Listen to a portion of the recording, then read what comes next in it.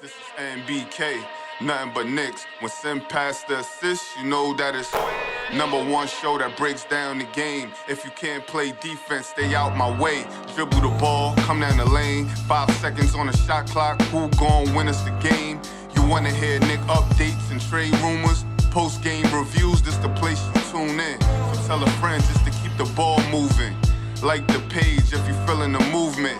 Every game we coming to win. Give us a sub like a player that came off the bench. This is NBK, nothing but Knicks. Knicks family, what's poppin'? It's your boy. That surprised me a little bit because I didn't really mean to jump over as soon as I did. But we here now. We did it. Just like the Knicks did it tonight. Mikal Bridges, the Warden, did it tonight, ladies and gentlemen. That man knocked down a three, closed the game out for the Knicks. It wasn't even just a three. He closed the game out with a couple of big shots. You know what I'm saying? Really good game from Mikal Bridges. After the Warden, ladies and gentlemen, you already know. You dig. You know what we talk about. You know what I'm saying? After, he talked about the playing time and this, that, and the third and all of that stuff. He comes out, plays 41 minutes, knocks down the game winner at the buzzer, which, I felt like maybe this game was going to go in a double overtime. For some reason, I knew it was going to go into overtime. You know what I'm saying? But he came up big in the clutch, something that the Knicks needed from Mikal Bridges. They needed it. They needed to win the basketball game. So the Knicks now 2-2 on the road trip, have a chance to lead the road trip 3-2. Big shot by Mikal Bridges. Tony, talk to me, man. What's going on? What's popping with you? Well, like I was telling you, we needed them 41 minutes from him tonight. Needed him tonight, baby. you know what I mean? Saying? Word. But shout out to him. He I thought potentially he put himself in a tight spot. You know what I mean? Because those comments and out in public could have went a lot of different ways. You know what I mean? Whether it's from Tibbs' response, whether it's from, his own response of just backing it up, which he did tonight. You know what I mean? So that's a great sign. You voice your opinion and you come out and play like this. Yeah. You gotta take heed. Yeah. Word know up. What I mean? Word up.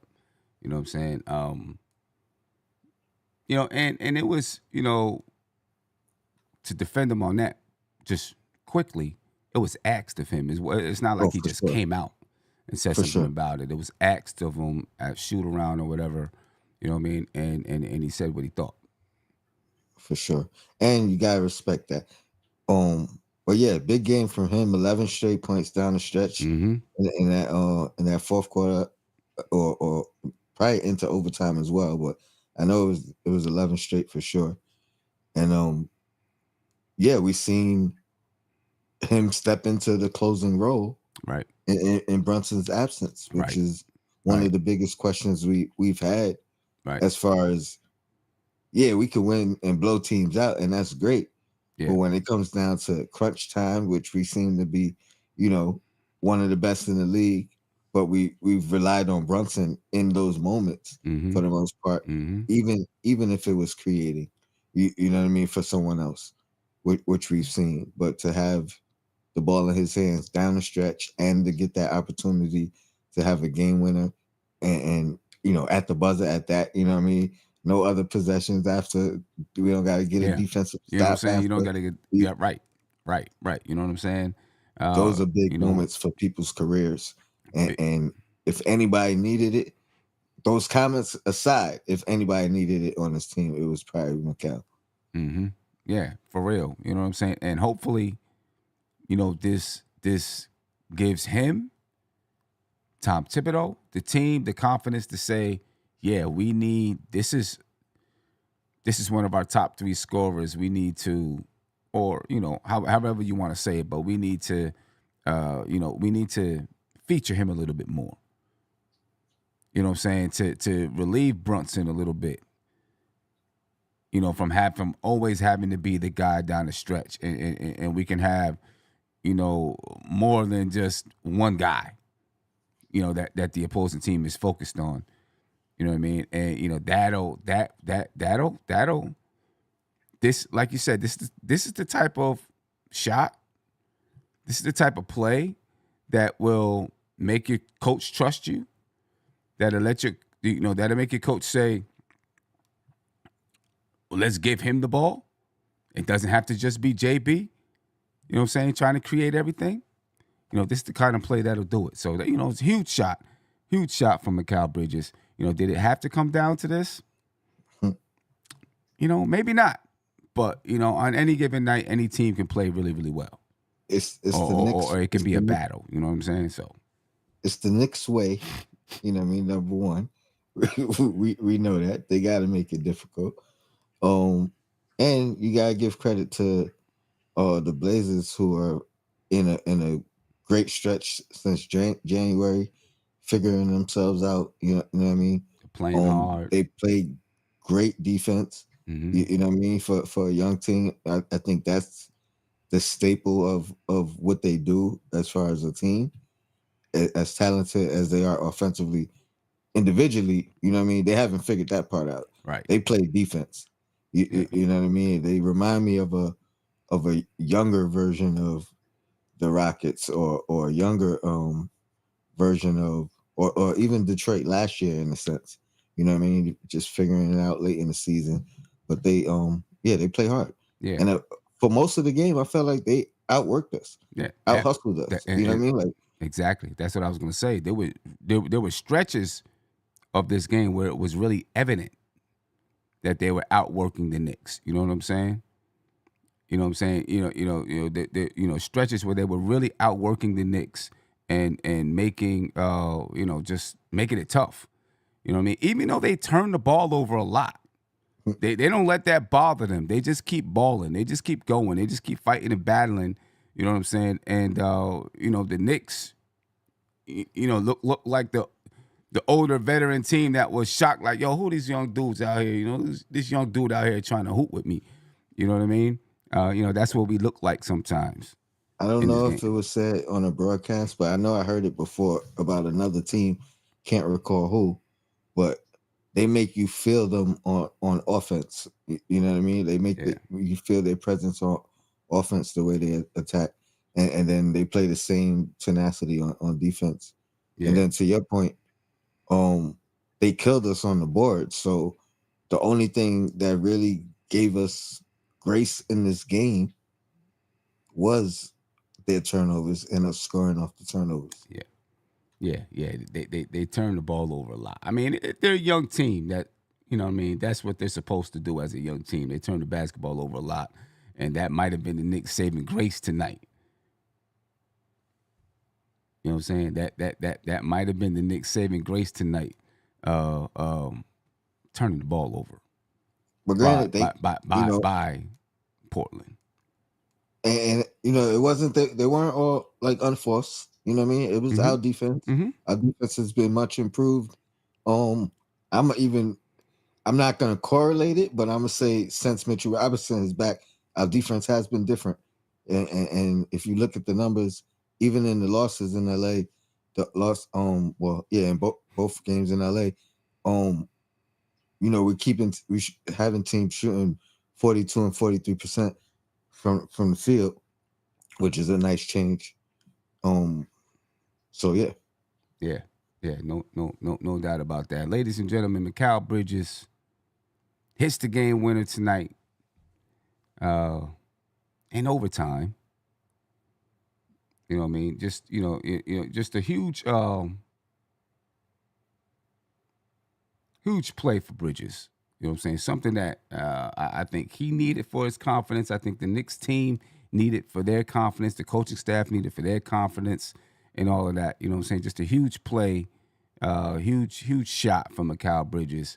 Wins the game for the Knicks in overtime over the Portland Trailblazers, 114-113. You know what I mean? Just a monster one. You know what I mean? And the Knicks needed it. Mikal Bridges needed it more than probably the Knicks. You know what I'm saying? But it was definitely needed. I'm glad he did it, man. Glad he did it. Go ahead, Tony. What was you about to say? I just wanted to add, he definitely needed it, and kudos to the coach for going to him down the stretch, because OG was having a hell of a game in his own right, and OG's been on a hell of a stretch in his own right. Yep. So you know what I mean? For I ain't even gonna lie, there was a time in the game where I was saying, and I would have come in here had we lost and said, why didn't he continue to go to OG down the stretch? Because OG was having such a good game. Yeah, OG was cooking. You know what I mean? OG was doing his thing tonight. He had 23 points on the night. Mikal Bridges, though, just, really turned it up in overtime. Really turned it up down the stretch of the game. 33 points for Bridges tonight, 4 assists, 4 rebounds. Obviously, he hit the game winner. He shot 62% from the field tonight. Shot 50% from the three-point line tonight. All right, OG Anunoby, 23 points, 7 rebounds, 3 assists tonight for OG Anunoby. He shot 40% from the field. He shot 37.5% from the three-point line. Karl Anthony Towns, 21.7 rebounds. He shot 66% from the field tonight, or today, this morning, whatever, however you want to call it, against the Portland Trail Blazers. Deuce McBride started at point guard again in place of Jalen Brunson, 11 points, 5 assists, 4 steals for Deuce. Played some really good defense. A good all-around game for the Knicks for the most part tonight. You know what I mean? Good all-around game for the most part for the Knicks tonight. Let me get you a phone call. Got my guy Corey from Rochester on the line. All right, Corey, what's popping with you, brother? How you feeling, man? Oh my God, I am feeling so relieved.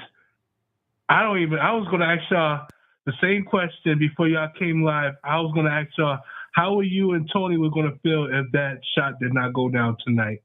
Before I get into my my scheme, how did y'all feel if that shot didn't go down tonight?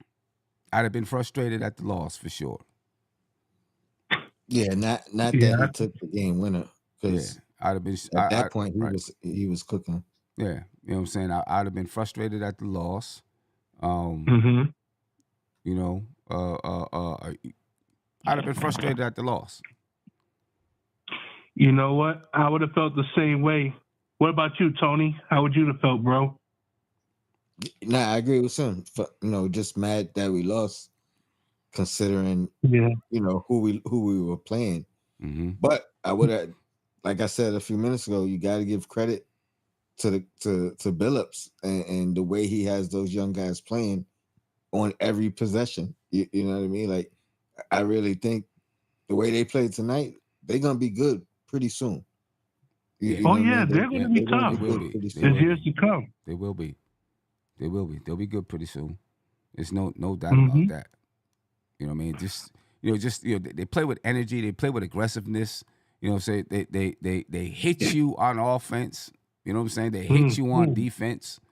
You know what I mean? That's a hallmark of Chauncey Billups. That's who Chauncey Billups is. That's the style of game that he played.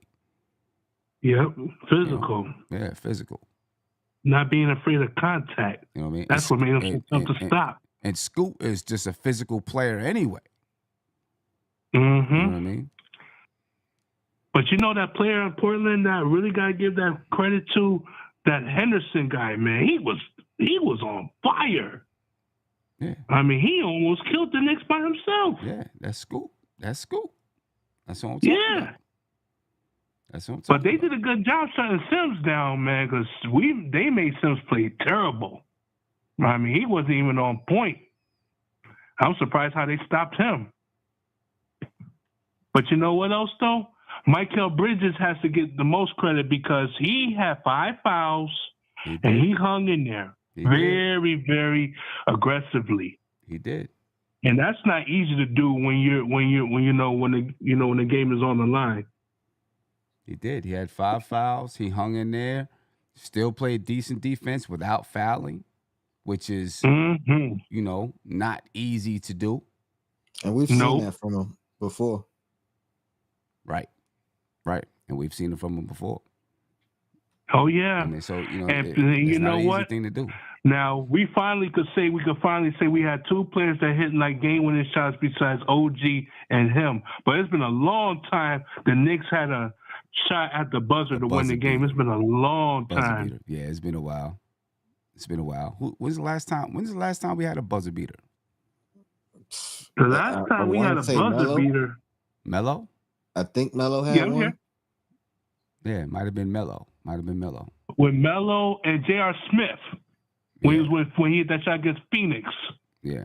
And against the Hornets. Okay. So J.R. Smith was the key one, and so was Melo. Yeah. But now we can include Mikal Bridges and OG Anunoby in the mix. Yeah. Oh, wait a minute. RJ, no, that's right. Uncle Fulio's right. RJ against Boston. Boston, yep. That's right. Oh, yeah, you're right. RJ against Boston at the Garden. Yep. Off the glass. Off the glass. Yep, when it was 1.8 seconds left. Yep. You're right. Yep, that's right. RJ against Boston a few years back. Yeah, because I think Randall's, we needed a stop, right? Randall's against Miami. Say it again. Oh, yeah, Julius Randle against Miami. Yeah, we hit that far back three. But I think we needed a stop after that or something. Yeah. This was this was at the buzzer. RJ falling into our own bench, right? That's at the buzzer. Right into the camera and everything. That was beautiful. And at the Garden. Yep. At the Garden. That's what. Oh man, that's what. You know what was really nice about this play is it was a design play, too. You know what I'm saying? It was designed. I mean, you could see it. You know, let's get the ball in. We got to get the handoff to Bridges, and he's gonna pull it. Bang. You know what I'm saying? You know, it was designed. So it's always beautiful to see a design play executed well. Right. And even if he didn't hit the shot, it would have been executed well. Yep, and you can't get asked for nothing more than that. Yeah. Because either way, he had no choice. Because I mean, look, you have nothing to lose. You got to try to at least go for something. Mm-hmm. You know, I don't know if the Knicks would have won the double overtime. I think they could have. I mean, if they went in the double overtime, I think you're just going to wear yourself out more. I mean, who knows what could have happened? But I don't blame Bridges for taking that three. Whether if he made it or missed, because overtime is tiring. Yeah, I mean, it was designed for him to take that three. That was the call for him to take that three. So Thibodeau made the critical key call. You know what I'm saying? That's why people need to stop hating on Bridges, man. Because I said Bridges' time is gonna come around to really pull through when he got to pull through. He did that with Brooklyn. Hit some game-winning shots. Yeah, I mean, I knew it was coming. Hey, his number was called, and he did the business. That's what it is, man. That's what we want, and hopefully this propels him and propels the team forward. You know what I'm saying? And just recognizing what you have in him and what he can do. So, let's hopefully we can keep it going. Right, and like Clyde said, that's what's going to give you confidence going into the next game, how the way you won these games without JB, which is not easy, but that's going to give you confidence going into the rest of the season. That's it. You know what I'm saying? Coming down the stretch of the season, baby. It's going to, coming down the stretch of the season. That's exactly what we need. Yeah, because I know winning on the West Coast, it's hard. It's hard going on the West Coast, winning them games on the road. Yeah. Well, we're 2-2. We're 2-2 on this West Coast trip. We got one more game. One more. And you get a couple of days off to rest, which they're going to need. Yeah. And they deserve it. Yeah. We'll see if we can come out of this thing 3-2. Oh, yes. That would be spectacular. That'd be beautiful. No doubt. Corey, appreciate your time, man. Always, man. You know that. No doubt. Be peaceful. Peace. You already know. Love. Peace. Yeah, ladies and gentlemen, big shot by Mikal Bridges. Nice win by the Knicks tonight. In a tough game. And people that say, the Knicks shouldn't have been there, and I agree. But tough game by a team that's playing better. The Knicks pull out the win. I mean, when you look at the stats.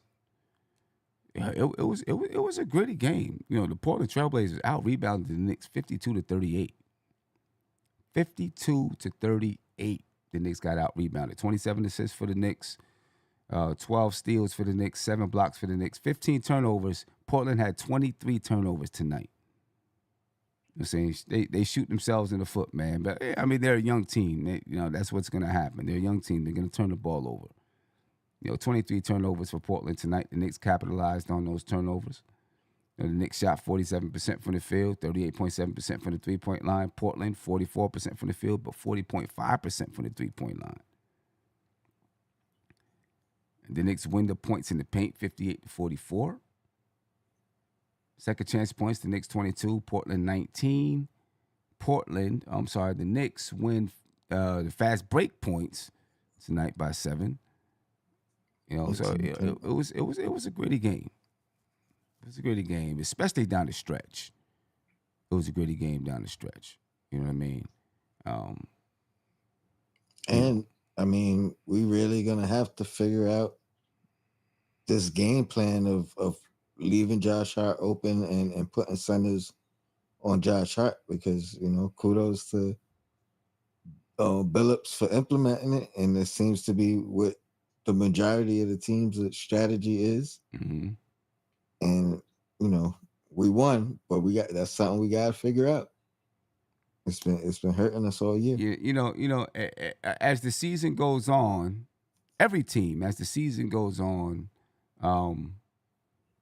new strategies happen. Teams implement new strategies against you and you got to figure out, okay, what do we do with this now? You know what I'm saying? What do we do with that now? That's how and good basketball teams figure out how to win despite any strategies that that come against you. Mm-hmm. You know what I mean? To be fair, we've been winning, but when it comes to the elite teams, I think that's one of the weaknesses they exploit.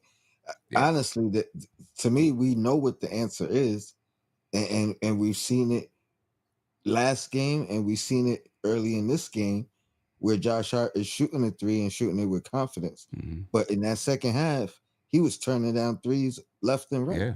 Yeah. And I think that is part of what hurt us down the stretch. Yeah, I mean, there was a play once where he had the three, kicked it to Karl Anthony Towns. He kicked it right back to him. And he probably yelled at him, "Shoot it!" You know what I'm saying? And then he shot it, and you heard, yeah, you know what I'm saying?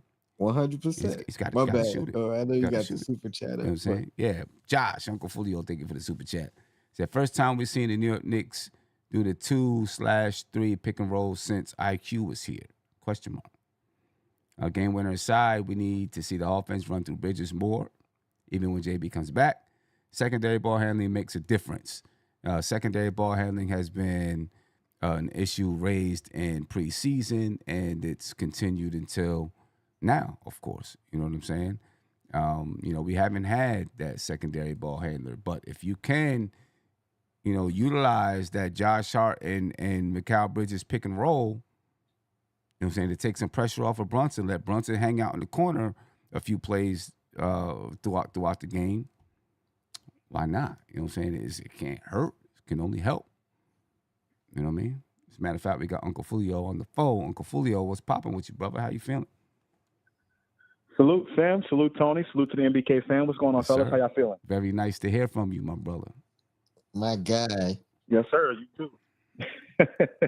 You too, man. Very, very excited about the win. I just want to expand on that super chat a little bit because I think, I'm happy for the game winner, right? I'm happy Bridges hit the game winner. But for me, it goes even deeper than that. And I want to just talk about the secondary ball handling for a second. And this is where I think the Knicks are not or have not been in the same league as a Boston or an OKC because they are missing that secondary ball handling.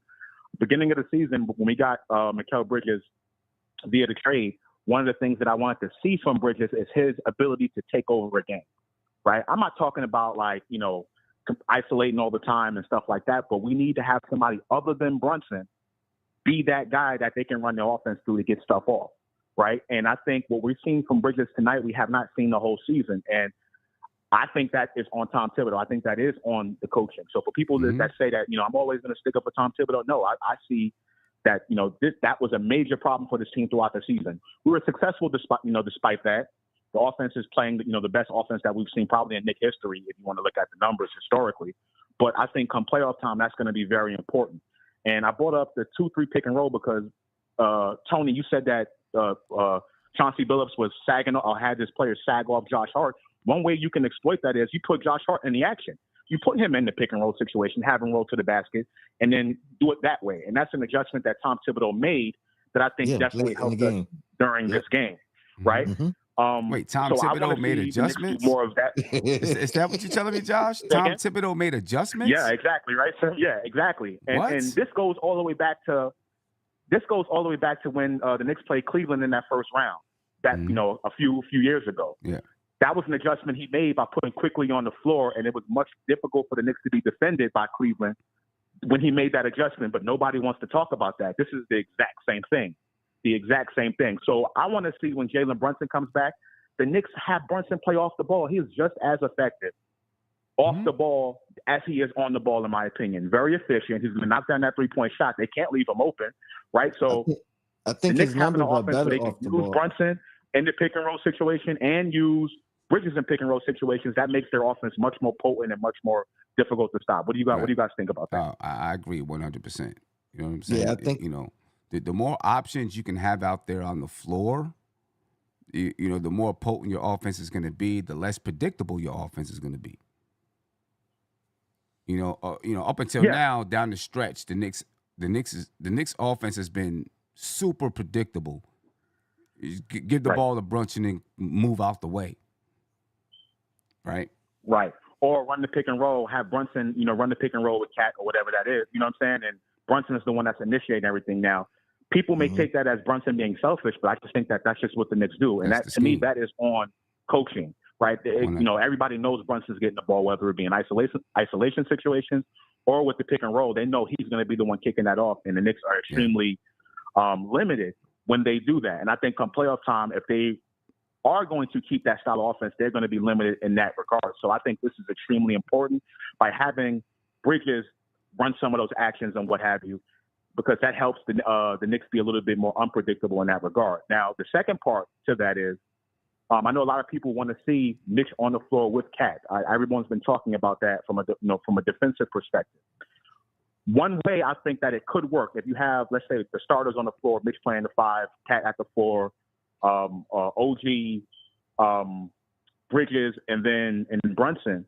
One thing you can do with that is, instead of having Cat as a screener, you make Mitch the screener, and you have Cat on the perimeter, right? Get Mitch involved in the action, make the alley-oop a threat there, and then you have Cat who's going to be able to knock that 3 down. And a lot of people are reluctant to do that because of the success of the Cat JB pick and roll. But I think that's one way it could work in a situation like that, with Cat being so much of a threat from a 3-point line. They can go with that type of thing, and then you can do the same thing with OG. You have OG as a screener for Bridges, right? That's one thing the Knicks can do, and I think that makes them so much more deadly from an offensive perspective come playoff time, and less predictable. So I think tonight what we've seen is exactly what I've been hoping for. Someone else other than Jalen Brunson being the guy that can initiate the offense in that regard, not just set up other people, but set up himself to be able to score and to be a threat. And I think I love what I've seen tonight. Game winner aside, that's where I was coming from with that. Yeah, no doubt. That second part, Josh, I think we'll see that in time anyway. I just think, Mitch just coming back, obviously Brunson just going down. Right. They haven't been together long enough to see it, but I agree with that point 100%. And then also Brunson's numbers, like percentage wise, are way up when he's off ball. The problem is, the last time we really seen it utilized often was that January stretch before Randall went down. So right. I agree with you 100%. If we need to find that secondary ball handling. Right, and at that time, we've seen Randall running the 4-5 pick and roll. Mitch was a screener in that regard, right? So that's another variation of what exactly I'm talking about. Like, there needs to be someone else other than Brunson to be able to initiate. And initiating the offense just doesn't necessarily mean, just always passing the ball around. I mean, initiating for himself as well. Cleveland does it. they got Mitchell and Garland, two guys who can be able to get theirs off whenever they want, whether they use pick and roll to do it or isolation. They have that variation in there, and that's what makes them difficult to stop. Boston, Tatum and Brown, like we'll see Tatum go off when he's in isolation or there's a screen set, and then you'll see at times Brown do it, and then Tatum is wide open on the 3-point line because of that. That's what makes the Knicks so much more deadly, and that's what I think they can use to compete with those teams. The OKCs, the Clevelands, and the Bostons. I think that is what's going to be very important. Other than that, they're going to make their shots. They're shooting extremely well from the field throughout the whole season. Shooting very well from 3-point range, right? But I just think putting that wrinkle in there when it comes to a matchup perspective in a series, I think that's going to work wonders for this team. So I'm glad what I've seen tonight, and hopefully we can keep it going. We're on the road to 50 games. We're going to get that. We know that already. So. Let's see if they can keep this up, including when Brunson comes back. Yeah, no doubt about it. No doubt about it. And this is also why I said, Brunson going down, there could be some bright spots within this because guys have to step up. When put in a situation like we were in tonight, and it's a feisty game, somebody got to shoot the shot. Like whether it was OG, whether it was Mikal, whether it was OG, whether it was Cat. Somebody would have had to fill the void of Captain Clutch in the clutch moment. Right. You know what I mean? So, and it just so happened to be the warden, ladies and gentlemen. If you just happen to be the warden. So if you want one of those Mikal Bridges, the warden hoodies or t-shirt, there's a link tagged to the top of your YouTube chat. Go check it out. The Warden t-shirts. I'm actually gonna after I get off this call, I'm actually gonna do that right now because I love the print jurisdiction MBK merch. For those out there that are listening or watching the pod right now, please get that merchandise. It is dope. It is so dope. Go to the link, check it out.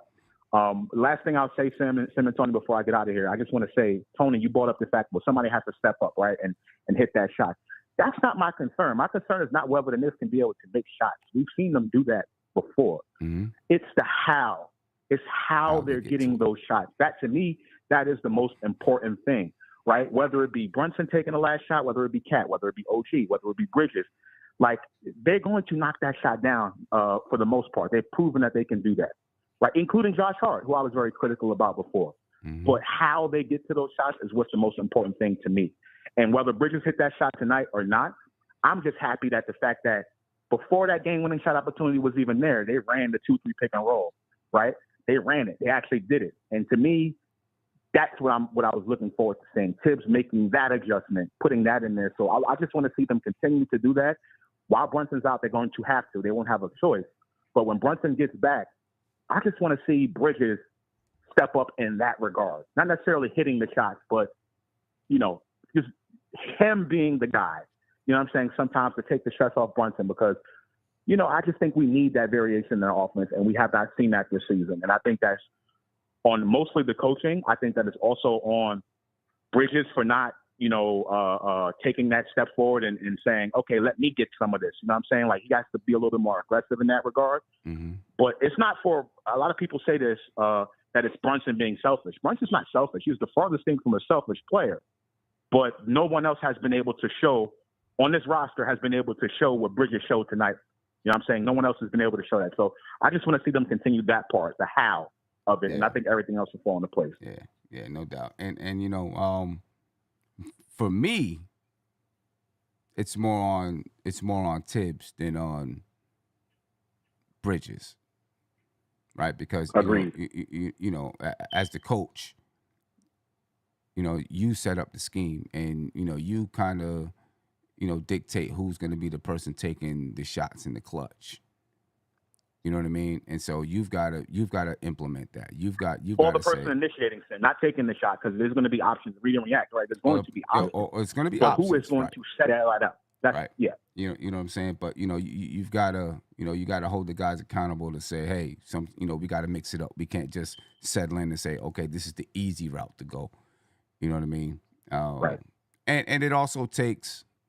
The team getting to just know each other and what everybody can do. That's what I've been saying from the beginning. It also takes that. Now you see this and you say, oh, we can do this. All right, when is it time to call this? You know what I mean? So, as you come into situations, you learn about the team. The coaches learn about the team. The players learn about each other. And hopefully we see it going forward, like you're saying. Agreed, 100%. But I'm going to get out of here, guys. Appreciate it. For those watching, definitely hit that like button, subscribe button. Definitely get that print jurisdiction. MBK merch is dope. And look forward to talking to you guys again. No doubt. Appreciate it, man. Great to hear from you, Uncle Fulio. Great to hear from you. Yeah. Yes, sir. Soon enough. No doubt. Take care, fellas. Take care. Yes, ladies and gentlemen, if you have not checked it out, you need to go ahead and check it out. You know what I mean? I got the T-shirt on right now, but there you go. On printjurisdiction.com. The link is tagged to the top of your YouTube chat. It's also in the description of the video. You're not going to get it anyplace else. The Warden, Mikal Bridges. You know what I'm saying? Make sure you go check those out. And while you're on the site, you can also check out the Jalen Brunson Captain Clutch T-shirts and hoodies. You know what I mean? So, Tony, elephant in the room. The elephant in the room, I guess. I mean, for me, it's not an elephant in the room. The elephant in the room is Mikal Bridges hit the shot. The Knicks won the game. You know what I'm saying? He hit a big shot. You know what I mean? But you got at least one person in the chat who is, oh my God, we got to talk about what Mikal Bridges said. We're not talking about it. Why are you not talking about it? Why are you talking about the game-winning shot in overtime and not talking about the comments that he said in shoot around?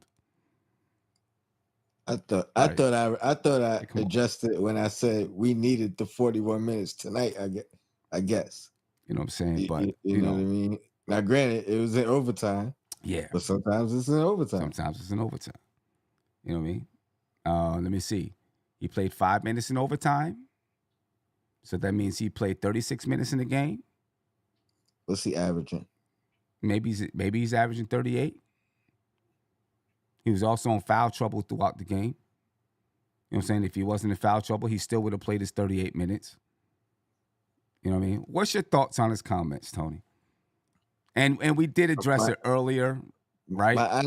We did address it earlier. Like, remember, if Sean probably doesn't remember, but we did talk about how it wasn't like he said it out of the blue. The question was asked of him. And so then he answered the question. Right? Here's what I'm going to say. Yeah. Talk to me. And unfortunately, I haven't been on in a while, so I got to get back on my grind. But the first thing I thought was, oh, this is gold for the for the podcasters. Like, yeah, that was the first thing I thought. Can't wait to dig into it. This is gold for the podcasters. But now on a serious note, I told you off air, I didn't like it from the perspective of we haven't had any turmoil, we haven't had any, beefs, any, you know what I mean? Like we've been very low key in a good, a good path as far as like no dirt in the media, no negative energy. So I just thought it did open the door for that. Mm-hmm. But I did take it also as more of a plea for some of his teammates as opposed to him and his minutes. Mm-hmm. But he did mention, playing down the stretch, being fresh down the stretch. Right. But I thought it also that's something that he could have kept in house. And if he ever asked to get out the game visibly, like, and Tibbs is like ignoring him and making him stay in, I think that would be one thing. But I'm sure if he asked to come out, Tibbs is taking him out. Yeah. And Sean said it doesn't matter why he said it. That's irrelevant. Actually, it's not irrelevant to me. You know what I'm saying? And the reason why I'm saying that he didn't say it himself is because I don't think he was trying to start trouble with anybody, right?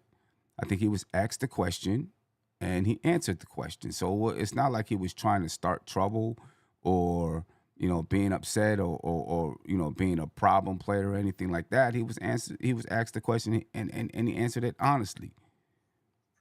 You know what I mean? So that's the reason why. Like, if he just came out the blue and no one asked him a question, you'd be like, yo, why are you doing that?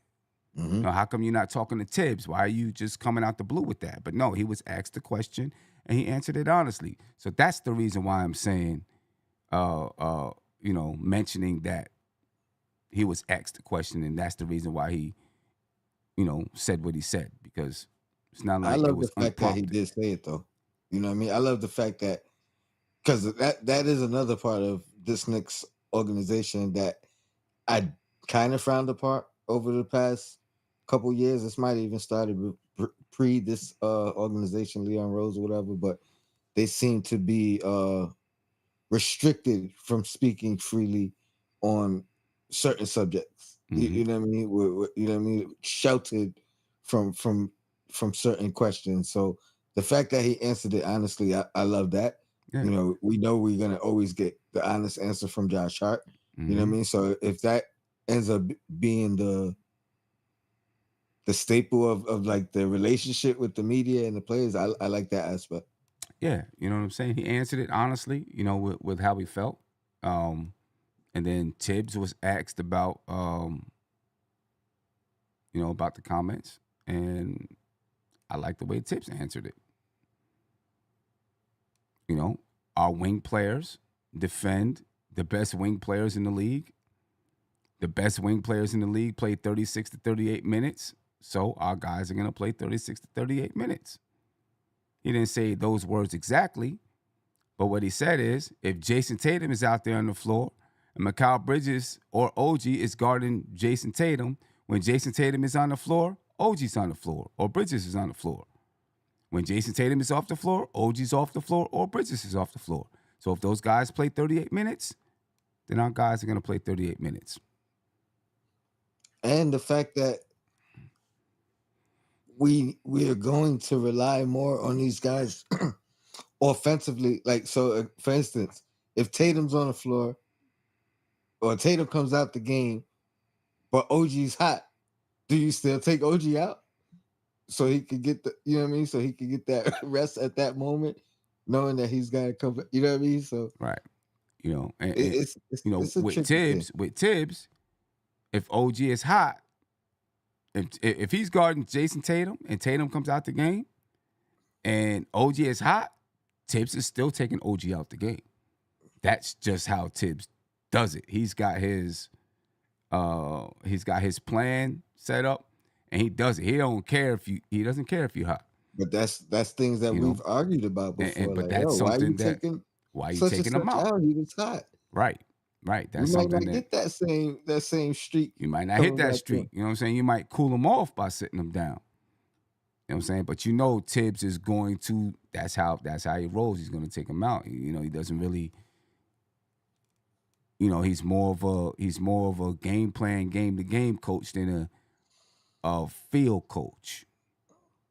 You know what I'm saying? Like I got a feel for the game right now, so this is what I need to do. I don't think he coaches that way. I think it's more of, I'm coming into this game with a plan, and I'm going to use my plan. There'll be some little adjustments, like Josh mentioned earlier. There's be some little adjustments, but he's more of a game-to-game adjuster, I think, than an in-game adjuster.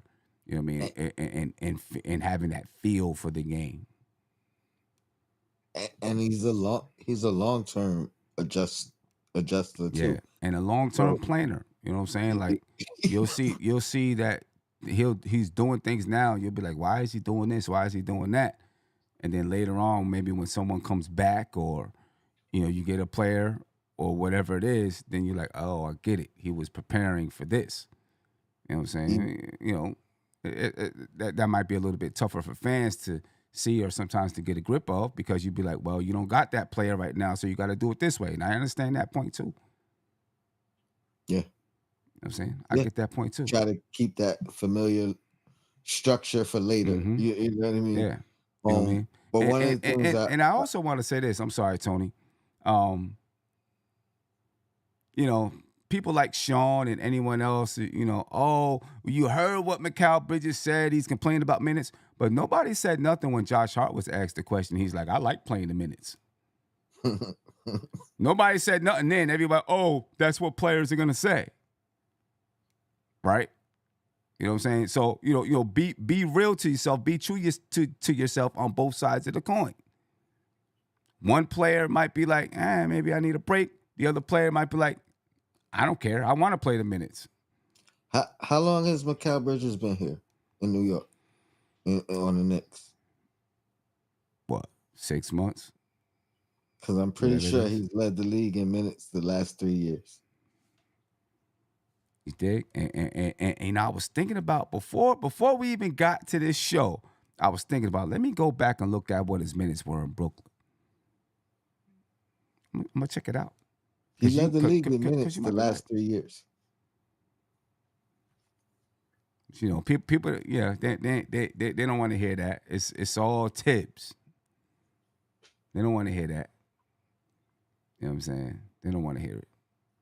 But back to him being a long-term adjuster. Now, okay, Tony, could you correct me if I'm wrong? Sean said that Josh never said that he likes playing the minutes.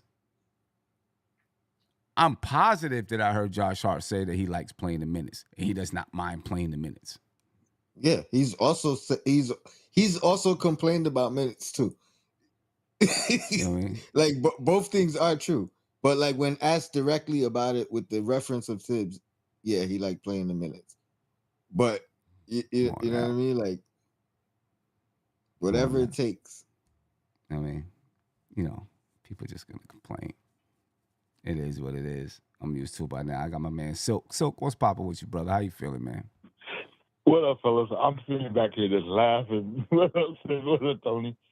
Oh, man. When I heard this, the only thing I didn't get mad at Bridges for saying what he said. Nah, he's got the right to say what he feels. Was, when we don't need to pay 40 minutes. He went over the 40 thing complaint. He didn't throw 35, 36. He said, we don't need to pay 44, 45 minutes. We got a good bench. Give him some more minutes. He went to that, and Knicks Film School showed a graph in December when he was averaging 40 minutes for that month, and then after that, his numbers went down. His beef is basically, after halftime, we playing the whole halftime, and he's like, we don't need to have – we could trust our bench a little bit on the half. We played them in the first half, but why we got to play the whole second half? That was his whole beef. And the only thing I got worried about, I like, come on, man, we can't have no March drama. When he said this, and the tip said we never had that conversation, I'm like, oh, come on. Now we're going to have a battle between Mikal and Bridge. You know how New York going to run with that crap? Now, come on, we can't have this now. Tony made a good point about that, though. Before we even got on, Tony made a good point about that, right? MSG, yeah, they said on there, that Tom Thibodeau said that, you know what I mean? He never or they never had a discussion, and Bridges said that they did, but they never showed the clip of Tom Thibodeau saying that. Right, true. And I don't think I heard the clip of Mikal saying them asking him if he's asked Tibbs or talked to Tibbs about it.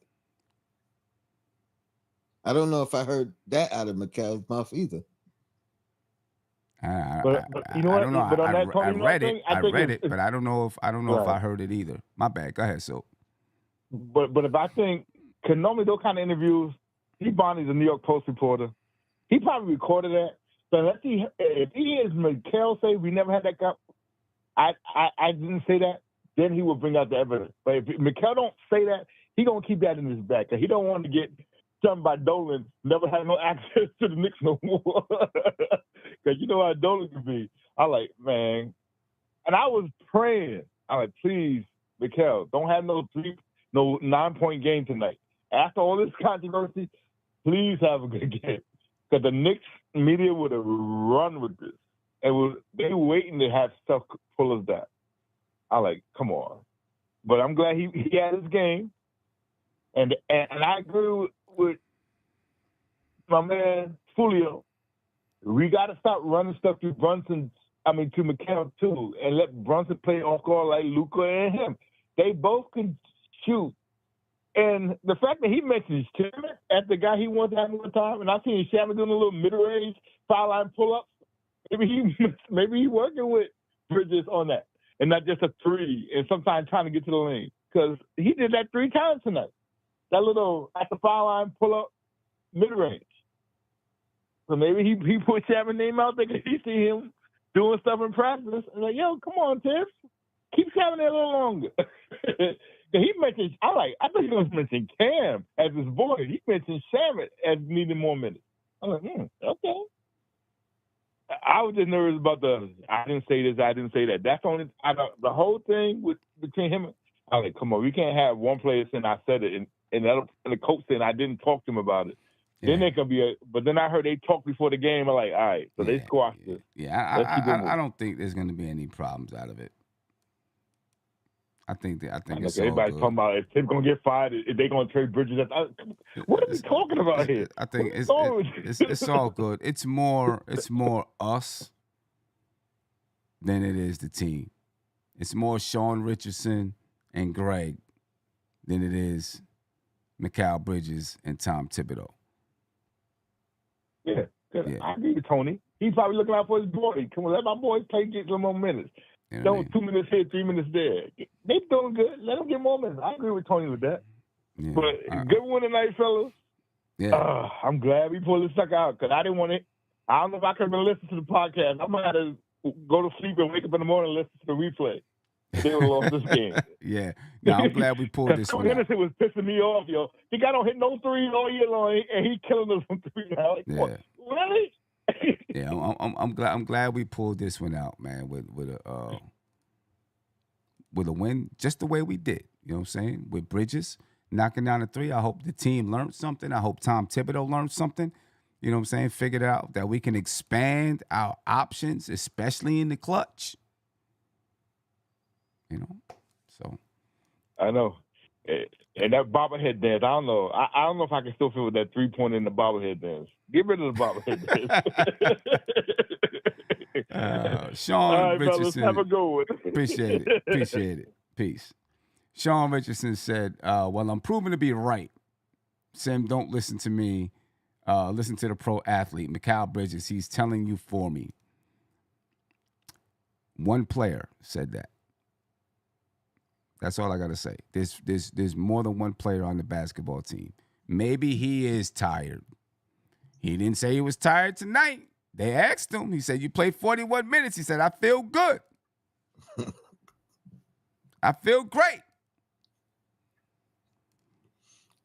And you know what I mean? I didn't mean minutes per game. I meant total minutes the last 3 years. Mr. Calling me Cap. You know what I mean? So, I mean, look, your best player is going to play, like it or not. If you don't like it, watch another team. That's what's going to happen. I agree with Josh. He said the minutes thing is so flawed. It is so flawed.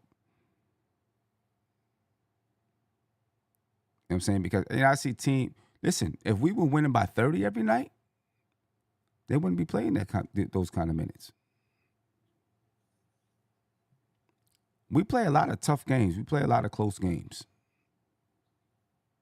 You know what I mean? You know, games that are close down the stretch. When you look at your Bostons and OKCs, you know, their win margins are like double digits. Mm-hmm. So it makes sense that some of the guys are going to play less minutes and their bench is going to play more minutes because they're winning by double digits on a regular basis every night. We got to get that seasoning. We got to become that well-oiled machine. You know, there's a big difference there. A really big difference. You know, it's like some of you take and say, well, the reason why they're winning by double digits is because they're using their bench. That's not how it is. They're winning by double digits because they have a good first 9 lineup. And so they're able to get other players in. They're able to play some of the guys, less players. Oklahoma City, their win margin is 12 points per game. Cleveland's win margin is 11 points per game. Boston's win margin is 8.7. The New York Knicks win margin is 4.3. That's a close game every night. That's a game going down a clutch game every night. Obviously, your best players are going to be on the floor.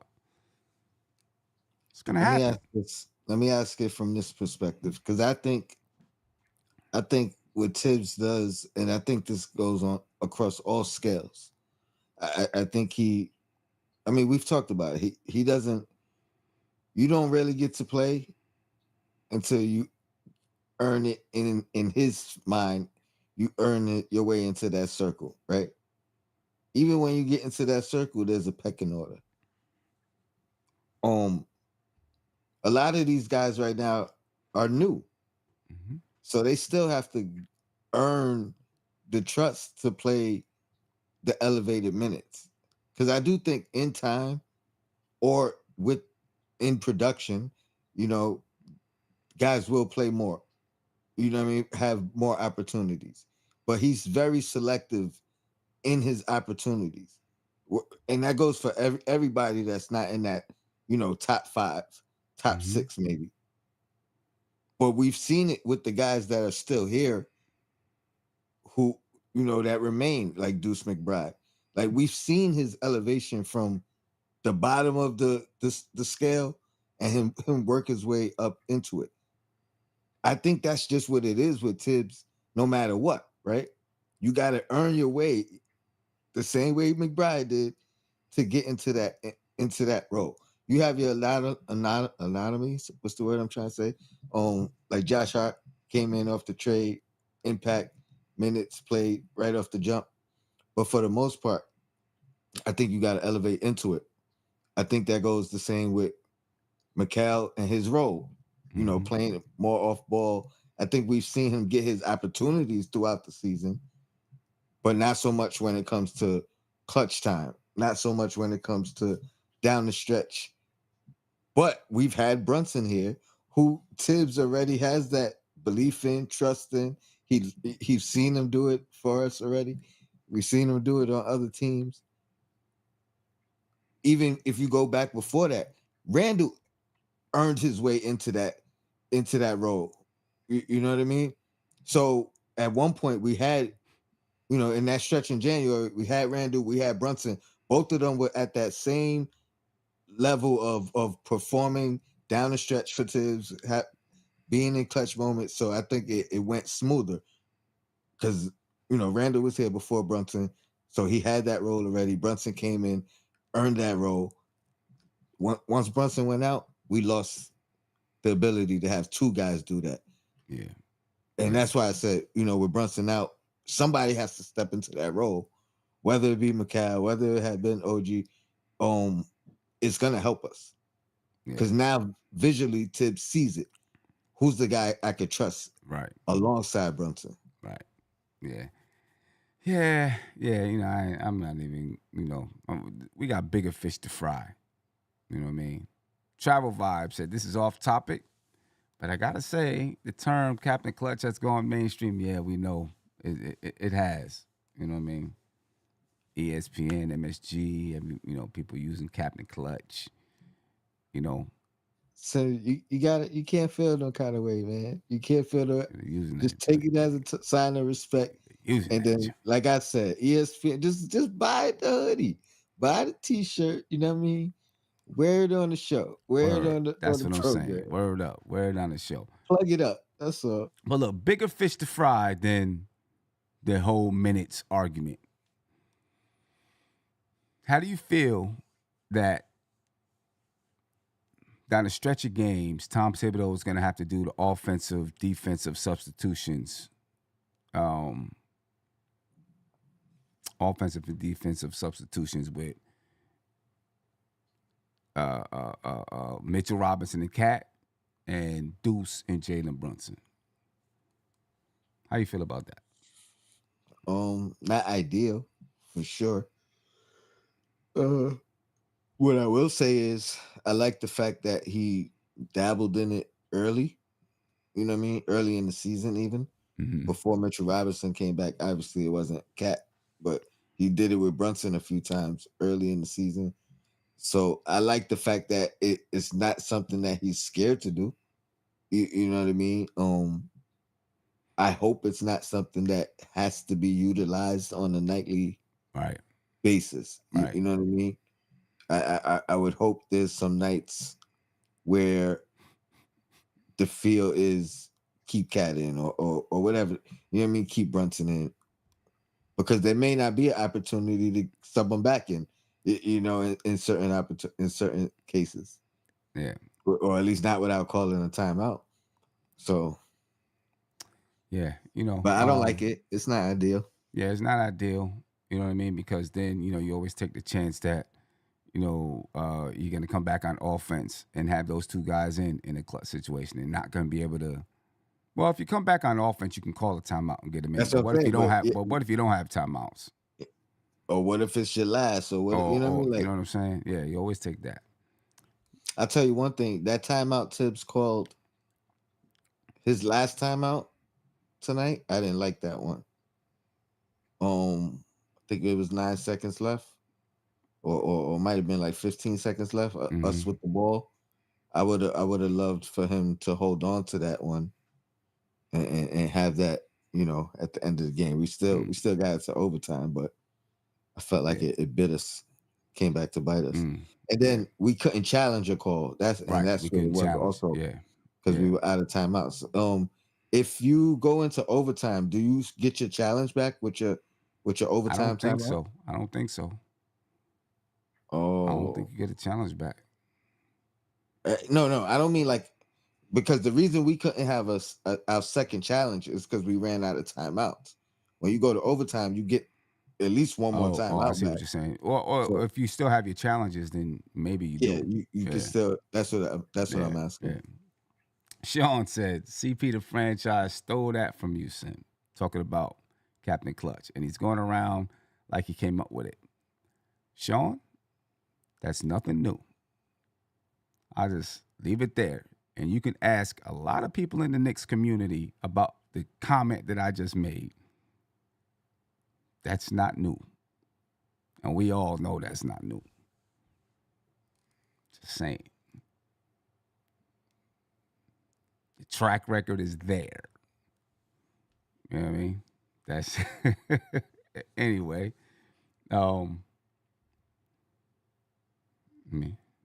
Just saying, that's not new. That's kind of old news, but I appreciate you. So next time you're in this chat, Sean, and you hear him say it like he came up with it, let him know. You know what I mean? Let him know. Now, if you hear somebody say the warden from Mikal Bridges, you definitely know where that came from. You know what I'm saying? You definitely know. But I don't know. You know, the whole defensive, offensive substitution thing, you have to do it. I'm not saying it's the wrong move. I hate the fact that we have to do it. I wish we could find a good mix of a lineup down the stretch that gives you both. You know what I'm saying? You know, that's a tough juggle. And sometimes it might cause you to call a timeout that you may not really want to call. Or if you don't have the timeouts, you know, now what? You know what I'm saying? You know what I mean? And I'm sure they have a plan together for it. I hope that they have a plan together for it, but you know, it's a that makes it a tough situation. You know what I'm saying? Because you really gotta, you gotta try to save your timeouts if you can. You need your Knicks to play. You need the team to play well so that you don't have to use those timeouts, so you can have as many as you can down the stretch of the game. You know, with whatever is allowed. You know, so anyway, the Knicks pull out the win. You know, they pull out the win. Mikal Bridges, big buzzer beater. You know what I mean? You know, I'm sure there's going to be a lot of, you know, tomorrow Knicks fans are going to be hyped. They're going to be excited tomorrow. You know what I mean? So it's the biggest. This the biggest day in his Knicks career. Yeah, for real. You know what I mean? Like he made the splash with the comments. Yeah. You know what I mean? He came back and he did. He got the game winner. Right. Buzzer beater. You know what I mean? Like right. this up and down. This is his most impactful Knicks day ever. Yeah. Well, hopefully we get more of them, honestly. Yeah. People know. See that, Tony? People know. I ain't gonna say nothing, but I let people speak. Yeah, good. So it's all good. I got respect for CP. It's like smacking RBE. Yeah. Good Can't game, copy respect. good, fun game, exciting game from the Knicks. Obviously, Mikal Bridges be your player of the game, but there's a lot of guys though. OG had his moments where he carried the team. Karl Anthony Towns had his moments where he knocked down some big threes. Back to back threes. Back threes, like Aunt Diaz is saying. You know what I mean? So big, some big moments by two big players that came up blocks in the down the clutch. stretch by Big Deuce. blocks down the stretch. Yeah. After obviously Scoot was in his moment, in his bag. So to have those big stops was huge. Yep. Some big blocks. Deuce with a big block. They called a foul on Mitch for, and Scoot got those 2 free throws to, send it into overtime. I didn't know how much it was a foul, but you know what I mean? It was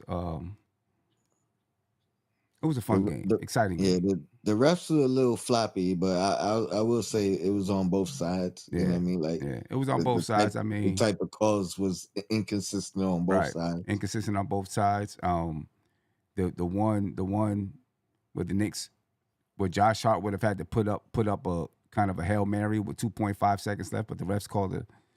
They stopped the play because they thought it should have been 14 seconds put back on the clock. Both teams should have been mad about that. Right. You know what I'm saying? Just as much. I mean, it helped the Knicks. You know what I'm saying? Because the Knicks had a chance to draw up a play now instead of throwing up a Hail Mary to the rim. And we didn't have no more timeouts. You know what I mean? Right. Didn't have any timeouts, so the Knicks essentially got a free timeout. And I know at some point it would be a talking point, and there's no losers lounge tonight. So it did look like Mikal walked on that buzzer beater, travel or that buzzer beater. They wasn't gonna. They're not gonna. The refs ain't gonna take that into their hands, baby. Nah, they're not taking that into their hands. And but I since we're not doing the losers lounge, I did want to ask you. What's your thoughts on that Portland team, like in the future. What's missing there. The messed up thing is part of it feels like they're missing a good vet. I know they got Grant, who was out tonight. But they also got rid of a lot of vets that. Yeah, I mean, they're not horrible. They're 28-39 on the season. That's not horrible. I mean, you can look at that and say 5 wins, 6 wins that go in another, 6 close games that go in their direction, and they have a winning record or a 500 record or something like that. So they're not terrible. They play hard. They make a lot of mistakes because they're young. You know what I mean? As they grow, when they mature and they keep this team together and they add other pieces, I think they'll end up being a good basketball team. Like you said, much like that Houston Rockets team. Or even Detroit, considering how bad Detroit was last year as far as the historic losses, but it was close losses, right? It wasn't like they was getting blown out every night. Yeah. They were losing close games. I think this team has lost the most close games of any team this year. Right. And then it's about, I think, the right vets, I guess. You know what I mean? They got Ayton, like Sean said, he's out. You know what I mean? So they definitely they're gonna be a good team in a year or two.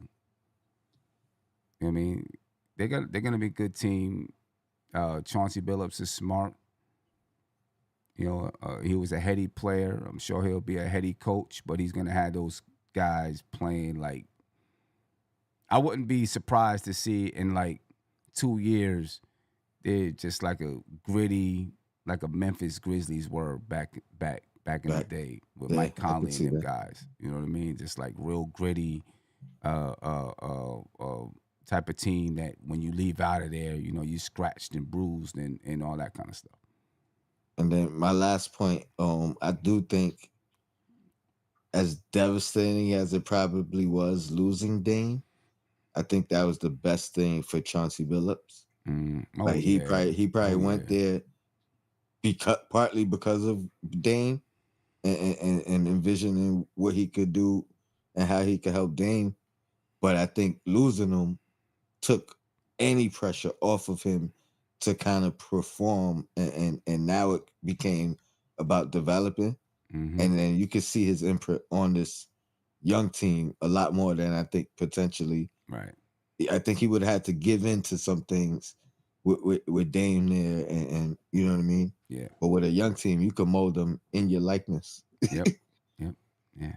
So, ladies and gentlemen, the Knicks are one of 4 teams in the league to have already clinched a postseason spot. Right? That doesn't necessarily mean a playoff spot, but a postseason spot. So, you know, they've already clinched to be in the play-in. If they were, you know, they're not going to drop to the play-in, but they've already clinched that at the very least. So the Knicks have already clinched the postseason. The Cleveland Cavaliers, the Boston Celtics, the New York Knicks, and the Oklahoma City Thunder are the only 4 teams in the league that have clinched a postseason berth. Yeah, I think that means we clinch top 6. We can't fall to the play-in. No, that's postseason. Well, I guess so. We've clinched top 6. Yeah, we clinched top 6. We've clinched top 6. Yep. So one of only 4 teams to clinch the postseason, the playoffs. So now it's just about seeding for the Knicks. Are y'all mad at Tom Thibodeau for that? It's a beautiful thing. Yeah. I mean, you know, how many people are mad at Tom Thibodeau for the Knicks clinching a postseason berth at this point of the season? One of only 4 teams? One of only 4 teams in the league. Only 4 teams in the league have done it.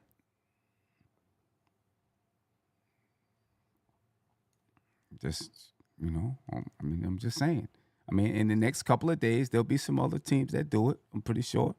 But as of tonight, there's only 4 teams in the playoffs. And the Knicks are one of them. Sean, you said we don't care about the regular season. We're talking about the postseason. We're saying that the Knicks have clinched a postseason spot, bro. That's what I'm saying. They clinched a postseason spot. Got to give them something for that. Knicks got 42 wins, 8 wins away from 50. You know, so you know we're moving in the right direction. It does mean something. It means we're going to be in the playoffs. You know, people always want to discount the regular season, say that the regular season doesn't mean anything. That's a lie. Because you need the regular season to get to the playoffs. You've got to win in the regular season to make the playoffs. Like the entire season is a playoff. Right? Because not everybody, now I can see if everybody made the playoffs. That's not the truth, though. It's not the truth. Everybody doesn't make the playoffs. 16 teams make the playoffs out of 30. So the entire season is one big playoff. You're trying to make the playoffs. So yes, the regular season does mean something. Because if you don't get through the regular season, then you don't make the playoffs. If the Knicks did not make the playoffs this year, you would be saying, you'd be pissed off. And you wouldn't be saying that the regular season didn't mean anything. The regular season does have meaning. Because you got to get through the regular season to make the playoffs. So let's not forget that part. We want to win in the playoffs, but you do have to get to through the regular season to make the playoffs. So you can't discount the playoffs. I mean, the regular season. I'm sorry. Now you got to win when it comes to the postseason. That's all I'm saying. So the Knicks are currently in the postseason with a 64% winning percentage. It's not bad right now. 64%. And if we can, who do we play? Golden State. Mm-hmm. Next, if we can find a way to pull that out and go 3-2 on this road trip without Brunson and then find a way to get Brunson back. Hopefully we learn something and try to cruise out the rest of this season, man. Be nice. Be nice. Knicks 42-23 on the season. Fourth best record in the league. One of only 4 teams to clinch a playoff berth at this point in the season. Yeah. Yeah, but we can't beat the. It's crazy because this narrative is like some people say we can't beat the good teams. Some people say we can't beat the elite teams. Yeah. We can't beat the elite teams. We've beaten the good teams. We can't beat the elite teams. Yeah, but even the fact right now. Like we lost we lost to the Lakers, so now they throwing them in there, you know what I mean? Right. Even though they haven't been the elite team all year long. Right. They did move up to 2 or wherever they moved up to, but you know what I mean? I just don't like the way they be switching stuff up and changing the words around to fit the narrative. Mm-hmm. We played OKC twice. That first one we very well could have won. Could have won. Should have won. You know what I mean? Should have won.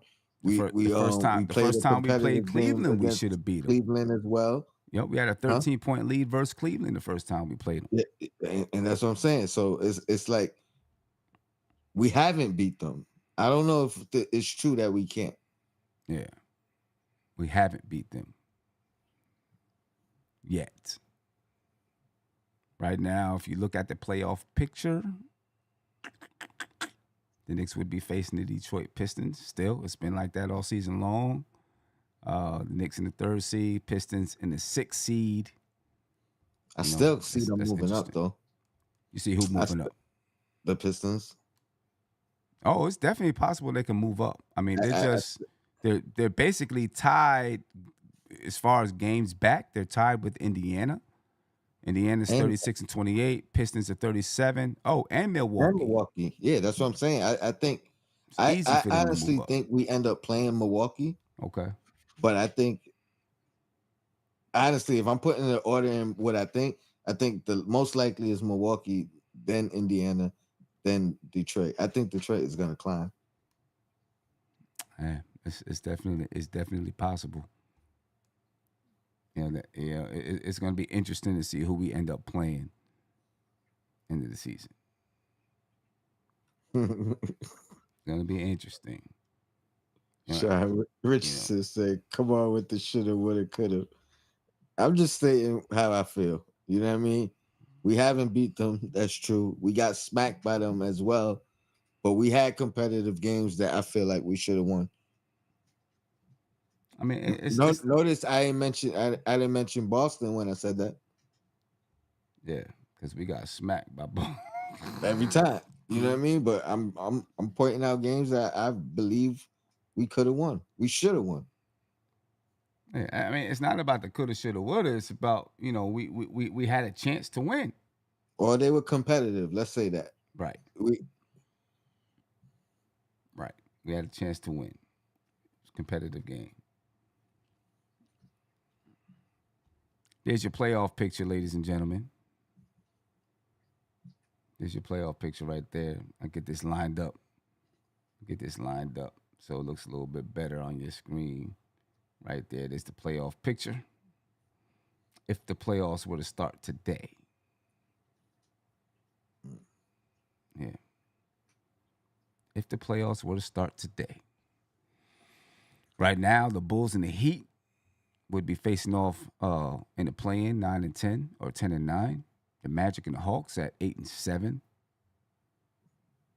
Then, of course, the winner of the Bulls and Heat would play the loser of the Hawks and Magic. The winner of the Hawks and Magic would face the Celtics at the 7th seed. The current playing teams, who you think's the most dangerous? I don't know. Who are they again?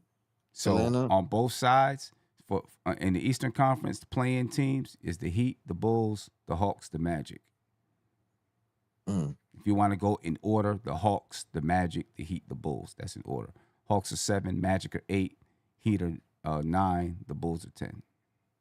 I would have to give the danger edge to the Hawks over Orlando, only because they've been there before. They've been there longer. Okay. You know what I mean? But that don't mean Orlando ain't dangerous. And who's the bottom two? The bottom two? The Bulls and who? The Bulls and the Heat. Yeah, I would probably put the Heat over the Bulls for sure, even though they lost their guy. I put their coacher and figuring it out. And the thing, I was thinking about the Heat the other day. I know they lost Jimmy Butler, but it's not like they have a slouch of a team. Mm-hmm. You know what I'm saying? That's still that's a team. I think they got players you can work with still. Mm-hmm. You know what I'm saying? They got a squad you can work with. The majority of those guys, again, they have that same luxury or whatever you want to call it, experience of being together that the Bostons have, that the Clevelands have. You know what I mean? Like they didn't make a overhaul of the team. Yeah, right. Like most of those guys been through playing to run to the finals or you know what I mean? They've been through those growth periods already together. Yeah. So that makes them even more dangerous. I wouldn't sleep on the Heat. Maybe not this year. Maybe not this year, but I would look at them. They have talent, and they have some veterans. They have talent. They have guys who've been to the championship. They have a really great coach. They have a really great culture. I wouldn't be surprised to see the Heat, really turn it around next year. You know what I mean? In the West, the Timberwolves are 7. They're 38-29 at 7. Yeah. In the East, the Hawks. That's a good record for a playing team. Yeah, the Hawks are 32-34 at 7. The Timberwolves are 38-39. The Clippers are 8, 36-30. Damn, they dropped to 8. Yeah. The Kings are 33-31 at 9, and the Mavericks are 33-34 at 10. Yeah. I would give the edge to getting into those top teams, the Wolves and the Clippers. Right. Now, if the Timberwolves got in, let's say the Timberwolves, they play the Clippers. Let's say they get in, they're playing the Grizzlies at the number 2 seed. I like that matchup. That's a tough matchup right there. I like that. That's great for the NBA. Ja versus Edwards early in the play. You know what I mean? First round in the playoffs. For real. That's for real. That's great for the NBA. And the Wolves, the Warriors are 37-28, so the Wolves are just a game behind them. You know what I mean? So, they could move up to the 6th. They could definitely move into the playoffs and the Warriors move back. So we'll see what. Well, let's help them out. Let's help them out on Saturday. Yeah, we can help Juju out. We can help out Julius on Saturday. We can help Julius out. Once a Nick, always a Nick. Yeah, word. Unless we meet him in the finals. We can help Randall out on Saturday and help us out on Saturday. I see no harm in that. Might as well get it done. Anyway, Tone, I'm about to head up out of here. Go and try to get some rest. And gotta go into the office tomorrow and all of that stuff. Big win, good win by the Knicks tonight. Over You hold your shirt up. Portland Trailblazers. Yeah, man. Mikal Bridges, the warden. The warden, ladies and gentlemen. The warden. Printjurisdiction.com. You can get you a t-shirt. You can get you a hoodie. I'm saying probably the dopest t-shirts and hoodies around. You're not going to find any like it. The link is pinned to the top of your YouTube chat. It's also in the description of the video. You know what I mean? So make sure you go check out those. Make sure you go check them out. As soon as you leave the show, ladies and gentlemen, you can see it right there. Mikal Bridges, the warden. We'll see how many people steal this name. You know what I mean? And when they do, let me know. You know what I mean? Anyway. And let them know. And let them know. Like, we know where it came from. Or anyway, we out, ladies and gentlemen. Peace. This is NBK, nothing but Knicks. When Sim passed the assist, you know that it's #1 show that breaks down the game. If you can't play defense, stay out my way. Dribble the ball, come down the lane. 5 seconds on the shot clock, who gon' win us the game? You wanna hear Nick updates and trade rumors? Post-game reviews, this the place you tune in. So tell a friend just to keep the ball moving. Like the page if you feeling the movement. Every game we coming to win. Give us a sub like a player that came off the bench. This is NBK, nothing but Knicks.